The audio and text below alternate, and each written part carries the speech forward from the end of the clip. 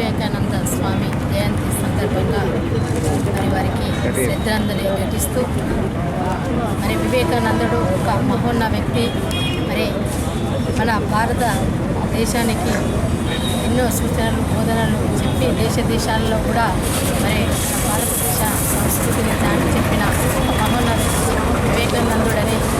తెలియజేస్తూ మరి యువతకు మరి ఎన్నో మార్గాలు చేస్తూ ఈరోజు భారతదేశంలో యువతను ఉత్తేజపరిచిన వివేకానంద బోధనలదే అని తెలియజేస్తూ మరి వివేకానందుడు ఎన్నో మన దేశ సంస్కృతి దరిద్రాలకు మరి సంపదకు అన్నిటికీ బోధనలు చేస్తూ మరి వారి సూచనలను బోధనలను మనము గుర్తుంచుకొని వారి ఆశయాలను గుర్తు చేసుకుంటూ మన భారతదేశంలో మన రాష్ట్రంలో కూడా మరి తెలియజేసుకుంటూ సిద్ధాంతాలుగా అనుగుణంగా